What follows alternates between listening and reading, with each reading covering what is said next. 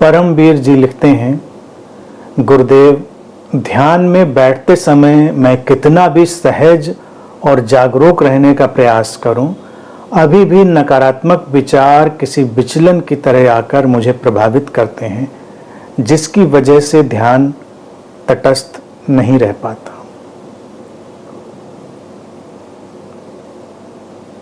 परमवीर जी, साधना में कई स्थितियां हैं ध्यान में। पहले चलने के लिए हमको सकारात्मक और नकारात्मक का विभाजन करना होता है और फिर सकारात्मक नकारात्मक के भेद के पार चले जाना होता है। क्या है नकारात्मक? उससे उलझते क्यों हो? मत उलझो। जिसको नकारात्मक कहते हैं वो भी एक स्थिति है, वो भी विचारों का एक तरीका है।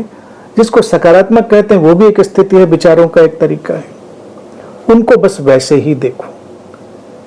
उलझना नहीं है किसी भी चीज में कि ये सकारात्मक है वो नकारात्मक है। कोयला हाथ में लो, शरीर पे लपेटो, नकारात्मक हो जाता है। कोयले का ईंधन बना लो, सकारात्मक हो जाता है। कोयला जमीन के गर्भ में दब जाए, हीरा हो जाता है। बड़ी यात्रा करके, तो बड़ी यात्रा करके नकारात्मक भी एक दिन सकारात्मक हो जाता है, सकारात्मक भी एक दिन नकारात्मक हो जाता है। ये हम स्वीकार नहीं कर पाते। कितने अच्छे अच्छे विचारों का अंत कहां पर जाकर होता है, इतिहास के पन्ने उठाकर देख लो। कितनी अद्भुत अनूठी वैचारिक क्रांतियां, उसका अंतिम परिणाम कहां पर जाकर गिरता है, इसको हम देख लें।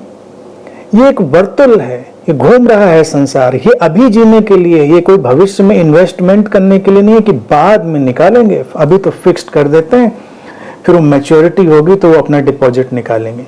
यहाँ निकालने के लिए कुछ बचता बचाता नहीं, अभी निकलता है।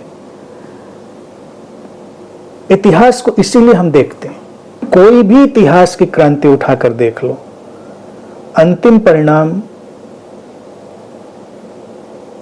कुछ भी नहीं बचता। न अंत में सकारात्मक बचता है न नकारात्मक बचता है।